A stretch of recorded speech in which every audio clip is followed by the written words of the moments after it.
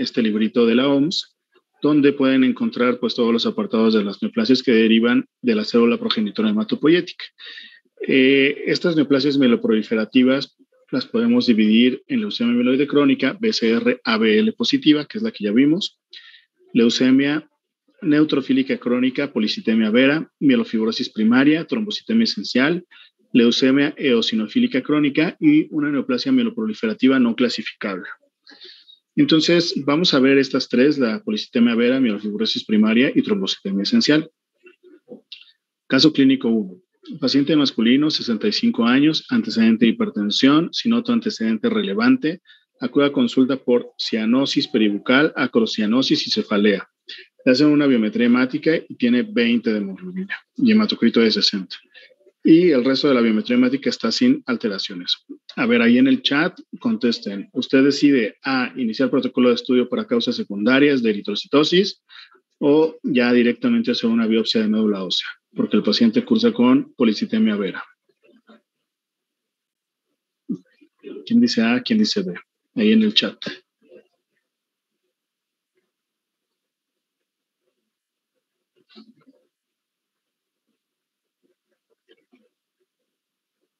Daniel dice A.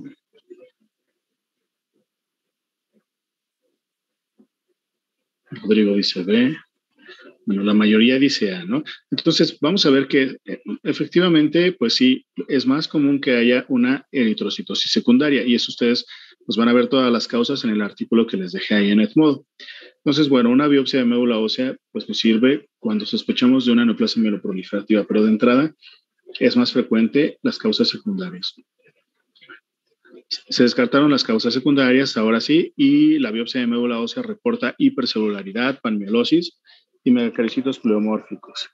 Ustedes deciden solicitar estudios moleculares. ¿Y cuál de estas alteraciones, la mutación de JAK2, BCR-ABL o de calreticulina, ustedes creen encontrar en este paciente? O sea, lo más probable es que sí se trata de una policitemia vera. Entonces, ¿cuál de estas tres? A ver, aquí en el chat dicen Bien. Bien.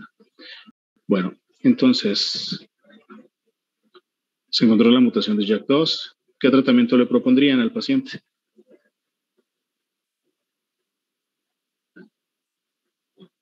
Igual ahí en el chat.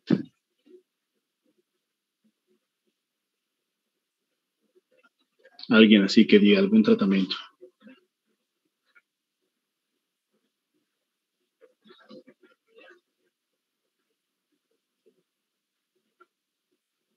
Flebotomía. Bueno, es un buen tratamiento. Ahorita vamos a ver cuáles vamos a dar. Hidroxiurea. Muy bien. Muy bien. A ver, ahora, caso 2. Mujer de 45 años sin antecedentes de importancia acude por presentar astenia, dinámica, cefalea. Se hizo laboratorios de rutina encontrando una cifra de plaquetas de 970,000 y leucocitos de 9,000. ¿Ustedes inician protocolo de estudio para causas secundarias de trombocitosis o realizan biopsia de médula ósea directamente porque la paciente cursa con trombocitemia esencial? A ver, ¿quién dice A? ¿Quién dice B?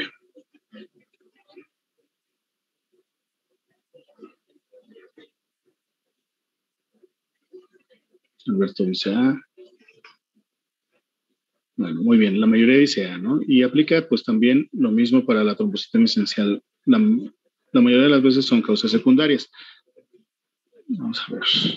Pero ya se descartaron y pues ya le hicieron la biopsia de médula ósea en donde encuentran proliferación y atipia de los megacaricitos sin fibrosis, además de celularidad aumentada, proliferación granulocítica y disminución de la eritropoiesis. Entonces, le hacen estudios moleculares, se encuentra la mutación de JAK2 B617F. ¿Y cuál de estos diagnósticos es más probable? ¿Una trombocitemia esencial o una mielofibrosis primaria en fase prefibrótica? ¿Quién dice A y quién dice B?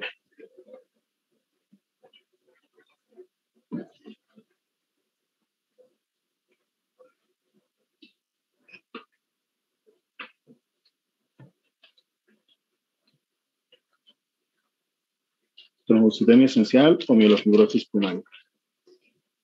Ok, Rodrigo dice A, los demás. Nathan A.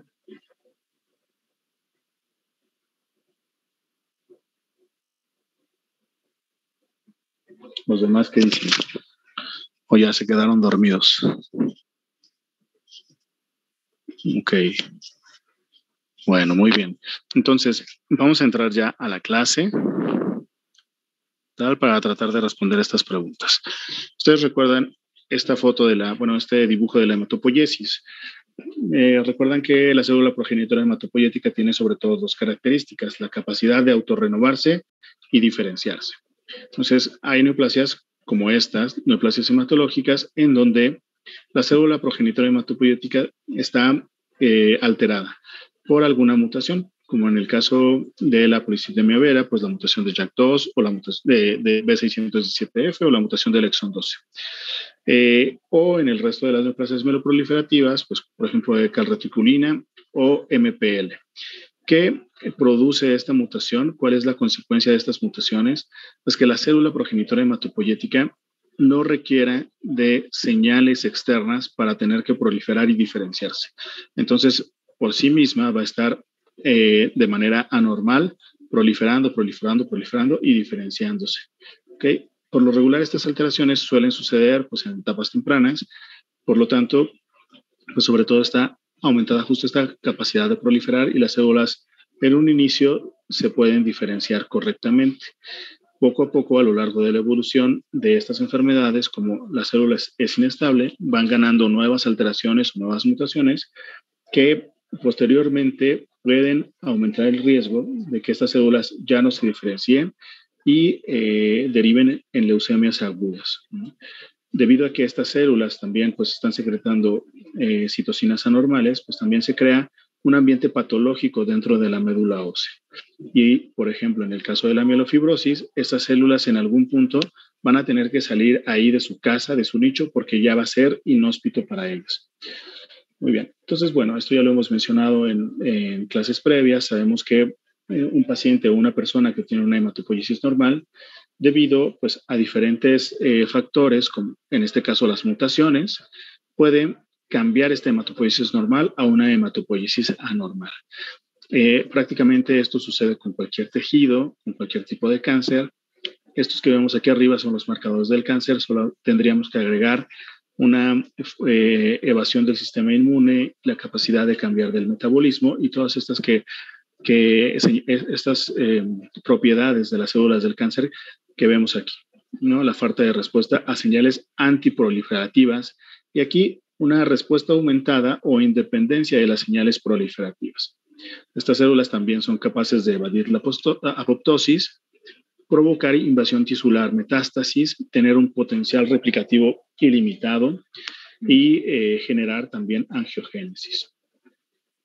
Entonces, bueno, estas neoplasias, pues sobre todo las alteraciones se dan en la célula progenitora hematopoyética o en etapas tempranas. Y bueno, pues aquí en esta foto podemos ver, bueno, esta ilustración podemos ver lo que normalmente sucedería, ¿no? Tenemos un receptor para la trombopoyetina, que es MPL, el receptor de eritropoyetina y el de el factor estimulante de colonias granulocíticas. ¿Qué sucede en estas neoplasias mieloproliferativas? Pues que no se necesita de este estímulo debido a estas mutaciones para que la célula reciba señales de proliferación y diferenciación. Debido a que está esta mutación, en la mutación de JAK2 o en la de carreticulina o en MPL o en la del factor estimulante de colonias granulocíticas, estas células no necesitan pues de estas señales, ¿no? Ni de la trombopoyetina, ni de la eritropoyetina, ni del factor de estimulante de colonias granulocíticas para proliferar y diferenciarse. De tal manera que entonces nuestros pacientes clínicamente van a empezar a tener aumento en estas líneas celulares sin que haya un estímulo externo. Entonces, aquí en esta tabla podemos ver cuáles son las principales mutaciones que vamos a encontrar en las neoplasias mieloproliferativas más frecuentes, ¿no? Y si se fijan, aquí la mutación de JAK2 en B617F, lo que sucede es que hay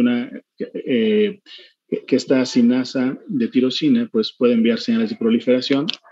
Entonces, vamos a encontrar esta alteración en el 95% de los pacientes con policitemia vera.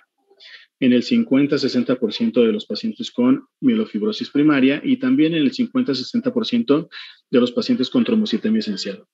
Luego la mutación del exón 12 de JAK2 en el 3% de los pacientes con policitemia vera.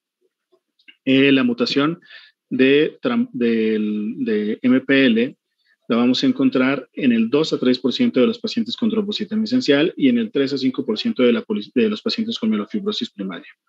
Y la mutación de calreticulina, que es un activador de la trombopoyetina, la vamos a encontrar en el 20-25% de los pacientes con trombocitemia esencial y en el 25-30% de los pacientes con mielofibrosis primaria. Entonces, si se fijan, pues no hay una mutación exclusiva para cada una de estas neoplasias mieloproliferativas. Entonces, son enfermedades que se pueden parecer y hacer la distinción entre ellas a veces es difícil. Tenemos que echar mano de diferentes criterios, como obviamente los criterios moleculares, los criterios clínicos y los criterios de la biopsia de hueso. Hay algunas otras alteraciones, algunos otros genes que podemos encontrar si nosotros hiciéramos una secuenciación de todos los genes de las células afectadas o las células hematopoyéticas, pues podríamos encontrar algunas otras vías de señalización afectadas, proteínas de la metilación del DNA también afectadas, las proteínas modificadoras de histonas o factores de transcripción. De hecho, pues todas estas alteraciones en estos genes las podemos encontrar prácticamente en cualquier neoplasia mieloproliferativa e incluso en cualquier neoplasia hematopoyética. Por lo tanto, pues a lo mejor todas estas enfermedades forman parte de una misma sola con un diferente espectro. Sin embargo, pues bueno, estas son las más frecuentes, ¿no? La de JAK2, la de MPL o trombopoyetina y calreticulina, ¿vale? Entonces, estas neoplasias mieloproliferativas vamos a encontrar una expansión clonal con hiperplasia uni o multilinaje. O sea, podemos tener eritrocitosis, trombocitosis o leucocitosis o incluso elevación, pues, tanto de los eritrocitos, plaquetas y leucocitos. Entonces, bueno, vamos a hablar de las principales manifestaciones clínicas y aquí iniciaremos con la policitemia vera. De estos signos y síntomas, ¿cuál es el que más les llama la atención o por cuál se preocuparían ustedes más? ¿Por la trombosis? La trombosis, ¿no? Muy bien. ¿Por qué? Porque las complicaciones por trombosis son la principal causa de muerte en policitemia. Perfecto, ¿no? Muy bien. Entonces, pues bueno, sí, efectivamente la trombosis es lo más importante, ¿no? Y si se fijan, también nuestros pacientes pues pueden tener esplenomegalia, ¿no? Y luego van a tener muchas sintomatologías causadas por la éstasis de los eritrocitos en la microcirculación. Luego, en la trombocitemia esencial, pues también la trombosis puede ser incluso mayor en estos pacientes. Y si se fijan, los pacientes cursan con esplenomegalia pues, en un porcentaje menor, ¿no? Entonces, también, a lo mejor, las manifestaciones clínicas también pueden, pues, incluso ser muy similares, ¿no? En estas enfermedades. Y en la mielofibrosis primaria depende mucho de la fase en la que se encuentra el paciente. Puede haber desde una fase prefibrótica en la que hay una proliferación excesiva de todas las células mieloides y entonces a lo mejor lo vamos a confundir con una trombocitemia esencial o con una policitemia vera. Pero ya en fases avanzadas, pues nuestros pacientes van a tener una sintomatología mucho más marcada. Entonces, si se fijan aquí en esta enfermedad, pues también va a haber un porcentaje de pacientes que tengan una esplenomegalia importante. Entonces, ante un paciente con esplenomegalia importante y con leucocitosis, ¿qué otra enfermedad tendrían o qué enfermedad se les ocurre que ya vimos que pudiera ser diagnóstico diferencial?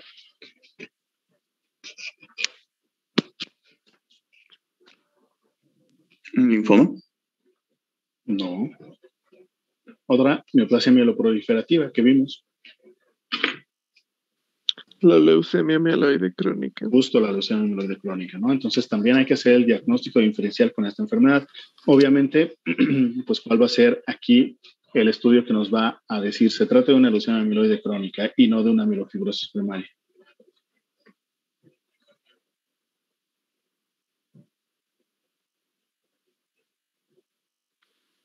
¿Una ¿La biopsia? biopsia? No. ¿Cuál es el marcador de la leucemia amiloide crónica? Filadelfia positivo. Filadelfia, ¿no? Filadelfia o qué otro. O sea, Filadelfia, y si no encontramos por cariotipo o por FISH el Filadelfia, ¿qué otra cosa tenemos que buscar? ¿Mutación en P53? No, esa era de la LLC. De la leucemia amiloide crónica, ¿cuál era? ¿Más del 20% de blastos? No. Ya, los marcadores de la leucemia amiloide crónica es el cromosoma Filadelfia. Por eso se llama leucemia amiloide crónica Filadelfia positiva. O, ¿cuáles son los genes del cromosoma Filadelfia? BCR ABLS. Eso, BCR. Entonces, PCR, tendríamos BCR-ABL, y aquí en la mielofibrosis, pues no. ¿Va?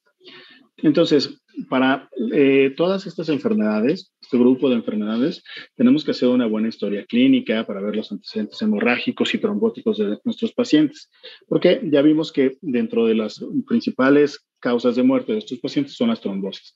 Entonces, si nuestro paciente ya de entrada tiene algún factor de riesgo cardiovascular, pues el riesgo de trombosis va a estar aumentado. Entonces tenemos que ver, pues si es obeso, si fuma, si hace ejercicio, si tiene alguna trombofilia. Ya veremos más adelante algunas trombofilias en alguna otra clase. Hacer hincapié en la medición del vaso, como ya les comenté que se tenía que hacer. O sea, el vaso crece en dirección a la cresta ilíaca anterosuperior derecha, entonces tenemos que medir con una cinta métrica hasta donde llega y dejarlo ahí en la historia clínica. Hacer una biometría hemática con frotis para ver si nuestro paciente tiene blastos o células inmaduras ahí circulando. Todo el panel metabólico, aquí es lo que les comentaba, PCR o FISH para BCR-ABL, porque si sale BCR-ABL positivo, pues ya es una leucemia amiloide crónica, ¿no? Entonces, si sale negativo, tenemos que buscar las otras mutaciones para las neoplasias mieloproliferativas. ¿Puede ser que no encontremos ninguna? Sí, pero si tienen algunos otros criterios, podemos hacer el diagnóstico. Ahorita vamos a ver cuáles. La biopsia y aspirado de médula ósea, aquí sí es muy importante en estas neoplasias mieloproliferativas. El cariotipo, porque vamos a encontrar algunas alteraciones citogenéticas, sobre todo en pacientes con mielofibrosis. Tenemos que evaluar la sintomatología que presentan estos pacientes. Hay algunas escalas, ahorita vamos a ver esta, la escala sintomática de los pacientes con neoplasias mieloproliferativas. Hacer un estudio de compatibilidad HLA, sobre todo para los pacientes con mielofibrosis, porque el trasplante hematopoyético es el único tratamiento potencialmente curativo. Evaluar los niveles séricos de eritropoyetina. ¿Cómo creen que estén los niveles séricos de eritropoyetina o cómo saben ustedes que están los niveles séricos de eritropoyetina en estos pacientes? Por ejemplo, en los pacientes con policitemia vera. Altos, bajos. Bajos, por debajo del rango de normalidad. En policitemia vera. Exacto, en policitemia vera van a estar bajos, ¿no? ¿Por qué? Pues porque esta proliferación de eritrocitos es independiente de las señales del eritropoyetina. Y perfil de hierro, ¿para qué nos serviría un perfil de hierro?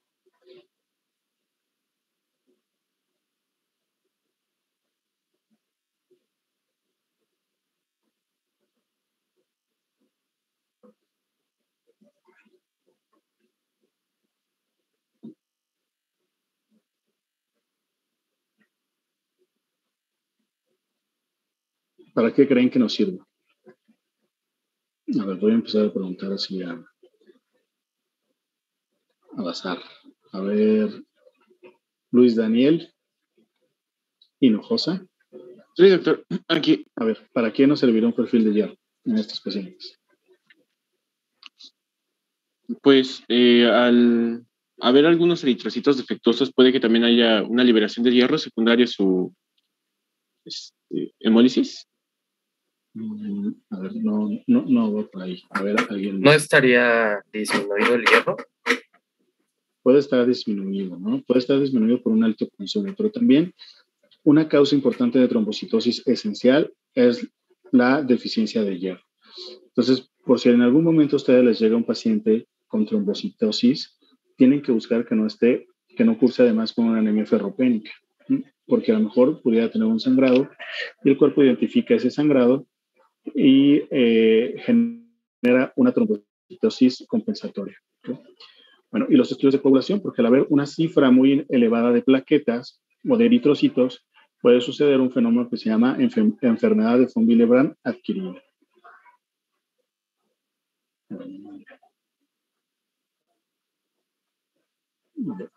Entonces, vamos a ver que tenemos que hacer esta evaluación sintomática de los pacientes. Un segundo, ¿eh?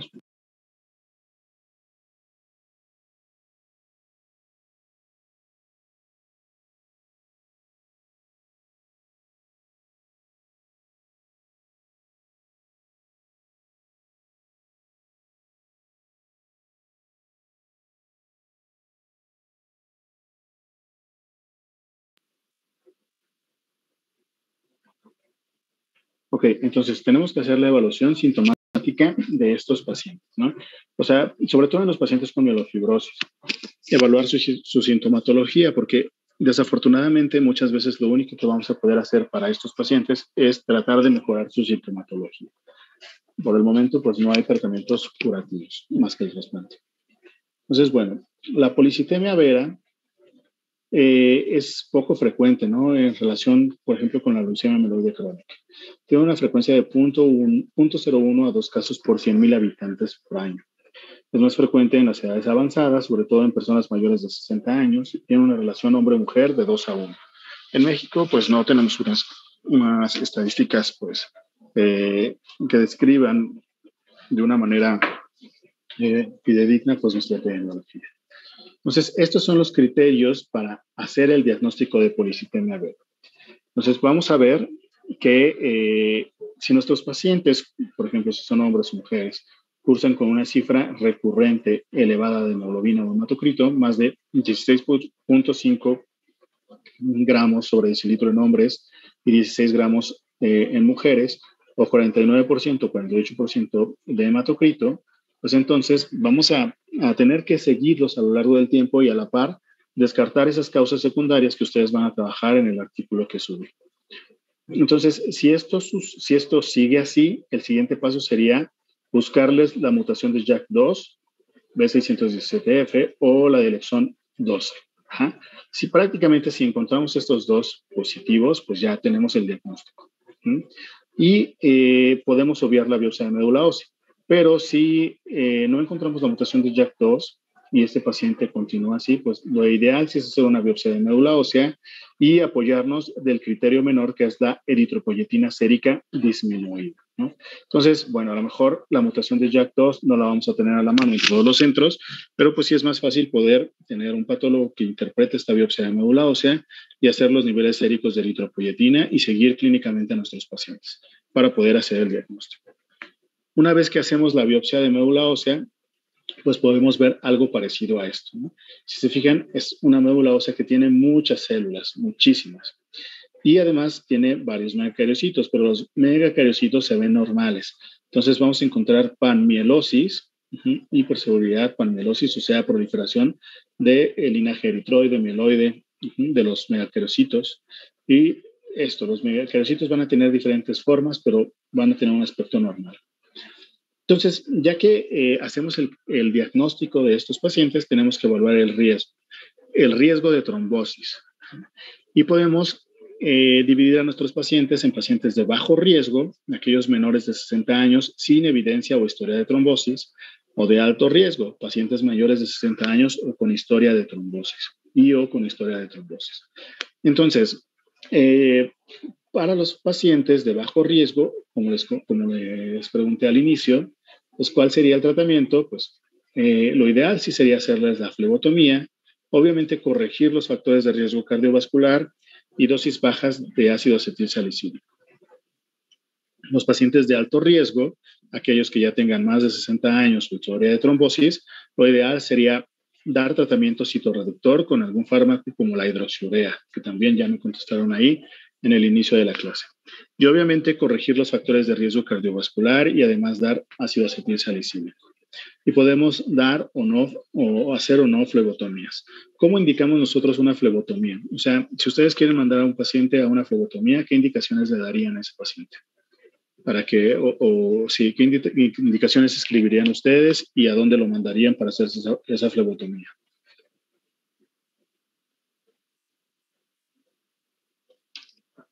Checaríamos la edad y si tiene factores de riesgo cardiovasculares. Y luego, ¿se puede enviar a un banco de sangre? Perfecto.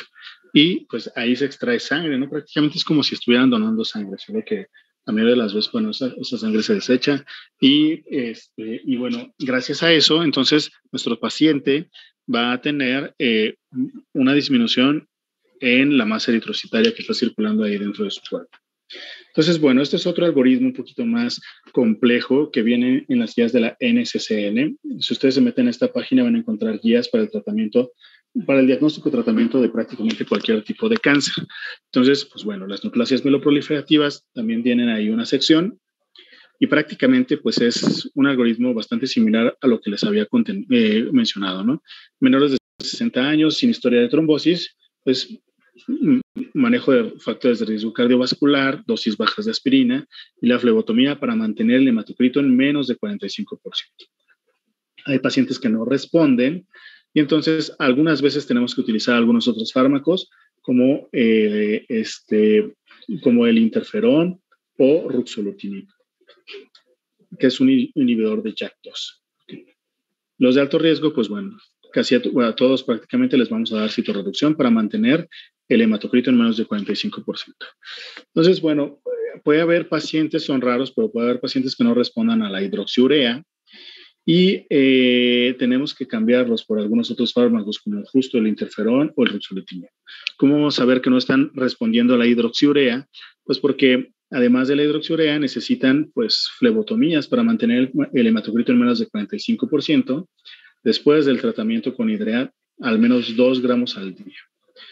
Que continúe con una mieloproliferación descontrolada, que continúe con un vaso crecido, que a lo mejor sí se controla la cifra de hemoglobina, pero también bajan muchísimo los neutrófilos o las plaquetas.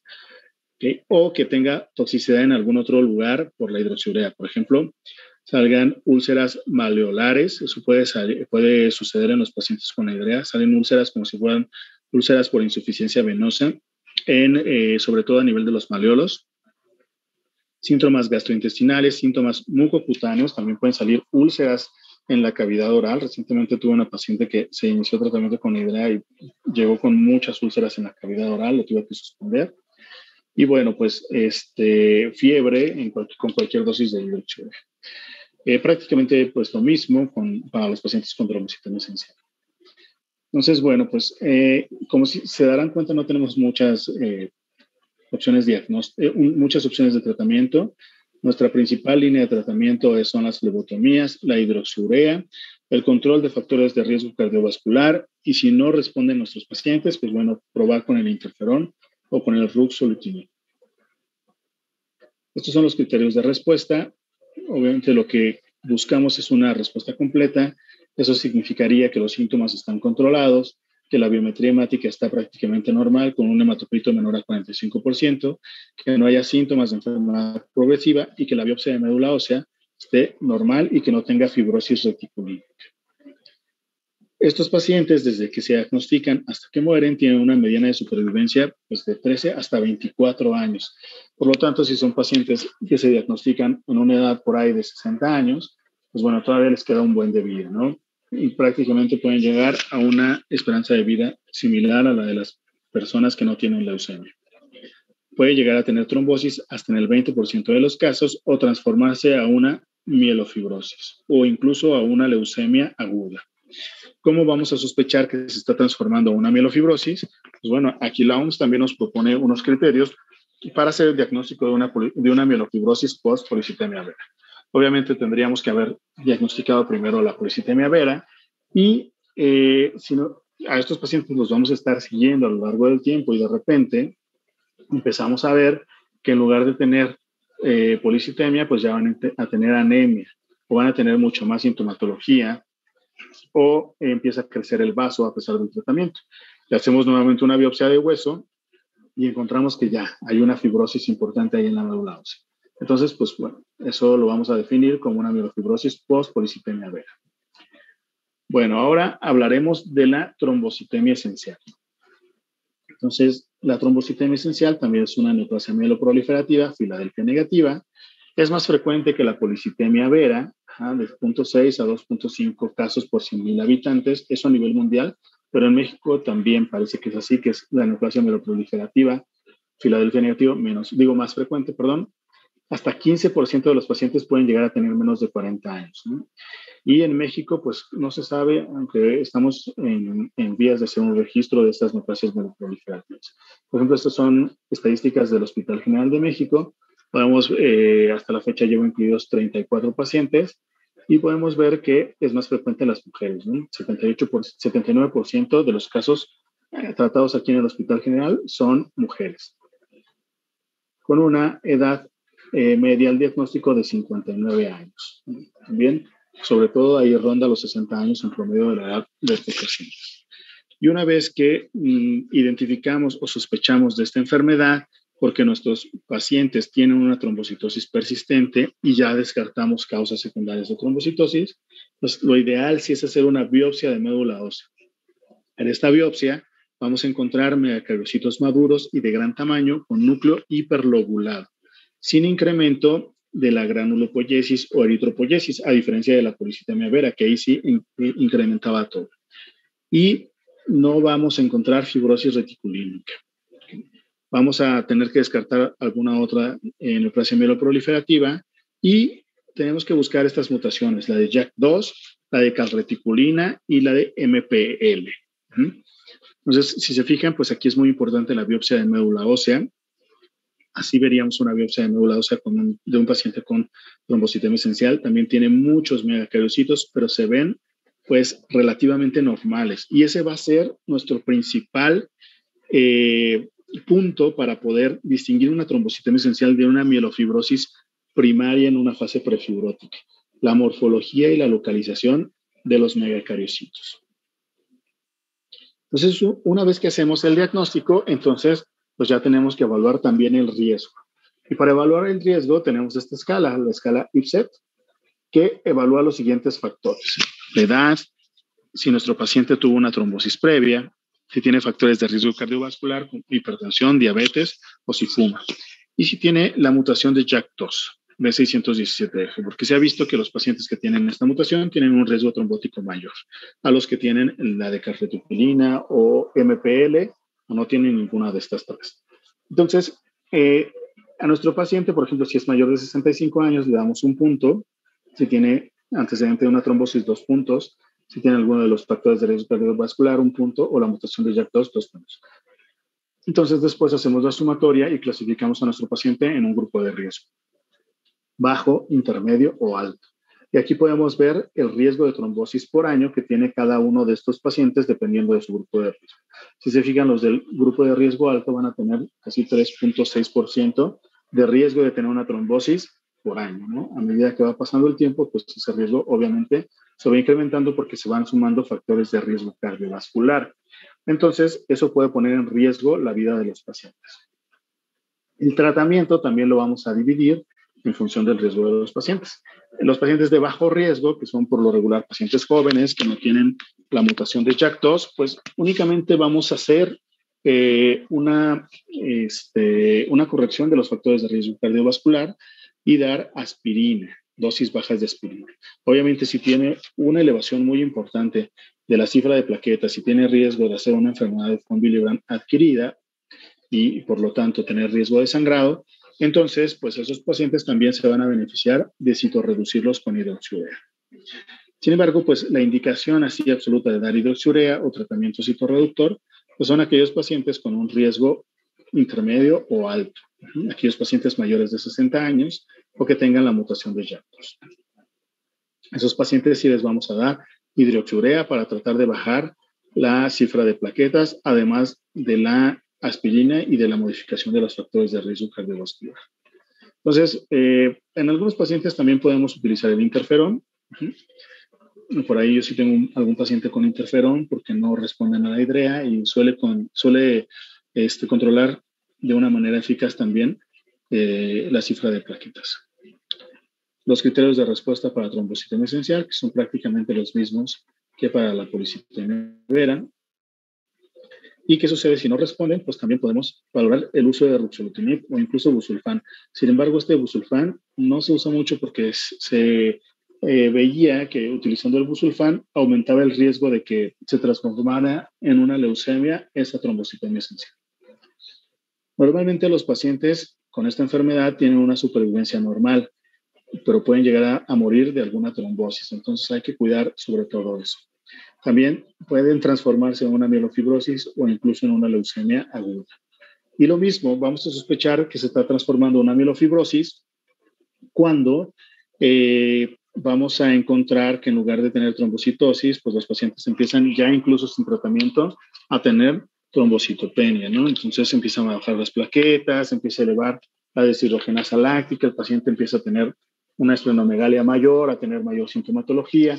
Y bueno, pues tenemos que hacer nuevamente una biopsia de médula ósea para valorar el grado de fibrosis que tenga este paciente ahí en su médula ósea y pues a lo mejor ya clasificarla como una mielofibrosis post-trombocitemia esencial. Bueno, y ahora pasaremos a la mielofibrosis primaria, ¿no? Definitivamente la mielofibrosis primaria, pues sí, tiene un pronóstico muy diferente a las dos neoplasias mieloproliferativas que vimos previamente. Estos pacientes, pues sí, tienen mal pronóstico dependiendo del grupo de riesgo en el que se clasifiquen, pero por lo regular tienen mal pronóstico y sí, la supervivencia sí se ve afectada en la gran mayoría de ellos. Entonces, bueno, es menos frecuente que la trombocitemia esencial, sobre todo se presenta en pacientes mayores de 60 años. Y aquí pues hay otro, digo, qué bueno que se presente ya en pacientes mayores, sin embargo también esto complica los tratamientos, porque el único tratamiento potencialmente curativo pues es el trasplante y la mayoría de los pacientes mayores de 60 años no están en condiciones para someterse a un trasplante. ¿Qué es lo que sucede? Pues ya lo estábamos platicando al inicio de la clase, la célula progenitora adquiere estas mutaciones que generan una regulación anormal, no nada más de la célula hematopoyética, sino también de todo su entorno. Empieza a haber formación de nuevos vasos sanguíneos, depósitos de secreción de citocinas, depósitos de proteínas de la matriz extracelular, alteración en los osteoclastos, osteoblastos. Todo eso hace que se genere un ambiente hostil dentro de la médula ósea, donde ya las células de soporte también prácticamente van a desaparecer y esta célula va a tener que salir a otros sitios donde antes vivió, como cuáles. Como el hígado y el vaso. Como el hígado y el vaso, ¿no? Y puede haber hematopoiesis extramedular. Incluso puede haber hematopoiesis extramedular en algunos otros sitios, como en el pulmón o en el tejido gastrointestinal. Estas células hematopoyéticas pues tienen que buscar una mejor casa. Lo cual, pues obviamente, al no tener el mismo ritmo de proliferación y diferenciación, pues baja considerablemente las células sanguíneas que vamos a encontrar en la sangre periférica y entonces pues vamos a encontrar citopenias, síntomas constitucionales, nuestro paciente va a tener esplenomegalia importante y eso va a llevar a complicaciones, ¿no? Como potenciales trombosis, hipertensión portal, infecciones, síndrome anémico o síndrome purpúrico. Para que suceda esto, pues por lo regular pasan varios años. La mayoría de los pacientes con mielofibrosis se diagnostican ya cuando se encuentran en una etapa avanzada, ya cuando hay sintomatología y cuando ya las fibras de colágeno y de reticulina, pues ya están de manera importante depositadas allí en la matriz extracelular. Y bueno, pues también esta mielofibrosis, pues obviamente tiene un riesgo de transformarse en una leucemia aguda que es, por lo regular suelen ser muy agresivas y no responder a tratamientos con quimio. Entonces, si nosotros encontramos en un paciente esplenomegalia, una reacción leucoeritroblástica, o sea, si hacemos un frote y vemos que hay células inmaduras ahí circulando y la presencia de dacriocitos o eritrocitos en forma de lágrima y además hacemos una biopsia de médula ósea y tiene fibrosis, pues prácticamente vamos a tener los criterios para hacer el diagnóstico de mielofibrosis primaria, ¿no? Obviamente, si ya contamos también con los exámenes moleculares, pues prácticamente ya corroboramos el diagnóstico. ¿En qué otra enfermedad podemos ver a los dacriocitos?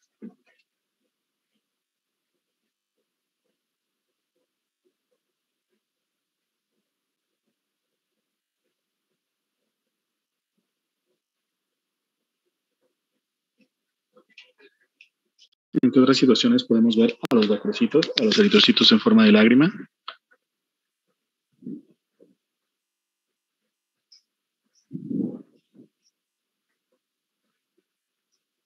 ¿Nadie? También se pueden presentar en una anemia perniciosa, ¿no? En algunas otras anemias, sí, pero hay una condición muy, muy específica en donde también puede haber estas eritrocitos en forma de lágrima. Por ejemplo, cuando hay metástasis de tumores sólidos a médula ósea, ¿no? Entonces, un paciente que tenga un cáncer y que de repente pues vean en el FOTS que tiene eritrocitos y empieza con citopenias, pues hay que sospechar que tenga pues una infiltración de ese cáncer ahí a la médula ósea. Bueno, estos son los criterios para la mielofibrosis en fase prefibrótica. Se fijan aquí, la biopsia de médula ósea pues es bastante importante. Y a diferencia de la policitemia vera y de la trombocitemia esencial, aquí los megacariocitos van a estar atípicos. En las fases prefibróticas sí va a haber una fibrosis reticulínica, pero no mayor a 1 grado. Ahorita vamos a ver cómo se evalúan los grados. Y incluso va a haber una celularidad aumentada. Vamos a buscar las mutaciones de JAK2, calreticulina o MPL, y pues, tenemos algunos criterios menores, como la anemia, que no es atribuible a otra causa, al inicio una leucocitosis importante, esplenomegalia y aumento de la DHL, de la deshidrogenasa láctica. Ya cuando se encuentra el paciente en una fase fibrótica bien establecida, pues bueno, vamos a tener en la biopsia que la fibrosis reticulínica va a ser grado 2 o grado 3. Prácticamente todo lo demás va a ser igual, a diferencia que vamos a encontrar una reacción ya leucoeridroblástica porque las células progenitoras van a salir ya a la circulación. Entonces, así sería la evolución de un paciente con mielofibrosis. Si se fijan aquí en este primer recuadro, vamos a ver una médula ósea muy, muy celular, con muchos megacariocitos, pero aquí los megacariocitos sí se ven de diferentes tamaños, el núcleo se ve pues, diferente, incluso no está lobulado en estos megacariocitos y van a formar grupos. Esto no es normal y esto nos hace sospechar más de una mielofibrosis que de una trombocitemia esencial.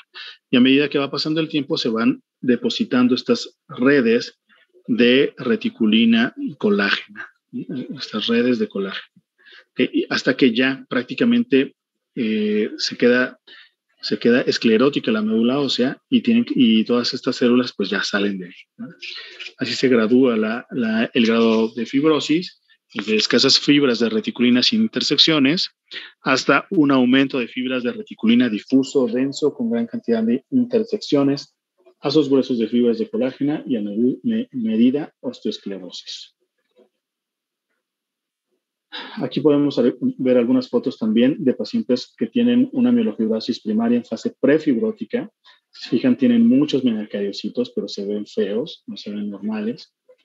Y esa va a ser uno de los principales datos que nos va a ayudar a hacer el diagnóstico diferencial con una trombocitemia esencial, ¿no? Aquí lo podemos ver en este cuadro. Entonces, una vez que hacemos el diagnóstico de mielofibrosis, tenemos que también clasificar el riesgo de nuestro paciente, el riesgo de morir. Los pacientes que tienen un bajo riesgo, o sea que no tienen factores de adversos como la edad mayor a 65 años, leucocitosis mayor a 25,000, hemoglobina menor a 10, síntomas B o blastos más de 1%, si no tienen ninguno de estos factores, pues su supervivencia es mayor a 10 años. Pero aquellos pacientes que tienen 3 o más factores de estos, pues su supervivencia suele ser menor a 2 años. Entonces es importante hacer el diagnóstico de manera temprana, ¿no? Y buscar estas características.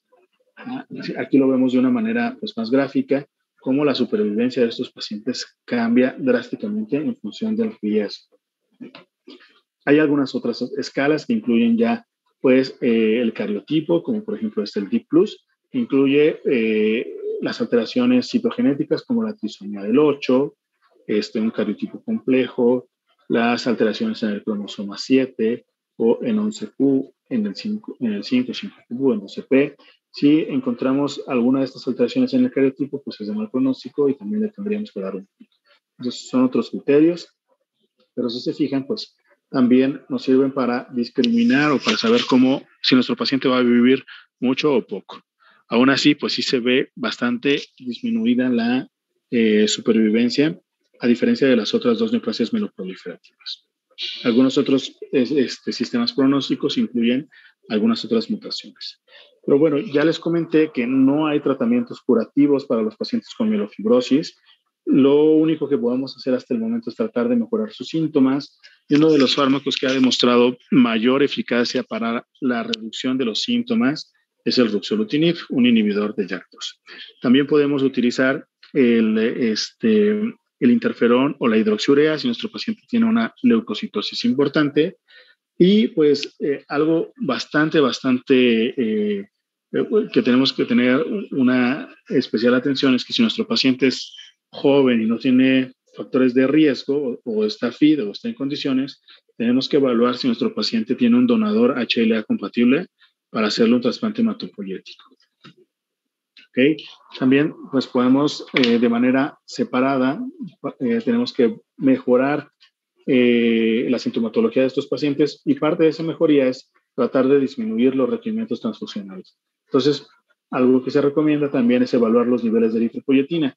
Si están por debajo de 500 milunidades por mililitro, probablemente si le damos eritropoyetina exógena a nuestro paciente, pues puede elevar su cifra de hemoglobina y ya no requerir transfusiones. También tenemos criterios de respuesta. Obviamente lo ideal sería una respuesta completa, pero es poco probable que se logren los pacientes. Y vamos a encontrar una médula ósea normal y una biometría prácticamente normal. ¿No? La mayoría de nuestros pacientes, desafortunadamente, pues van progresando a lo largo del tiempo. Por lo tanto, su supervivencia pues, se ve bastante disminuida. Puede ser desde 2 años, ya vimos, o hasta más de 2 años. Y aquí sí el riesgo de que se transforme a una leucemia pues, es mayor. Es de hasta un 20%. Entonces, bueno, pues es una clase amplia. Traté de abarcar aquí las 3 neoplasias meloproliferativas que no tienen Filadelfia, pues más importantes. Y ustedes, en Edmodo, van a hacer ahora el diagnóstico diferencial con las neoplasias, con las causas no neoplásicas de una eritrocitosis. No sé si tengan alguna duda hasta el momento.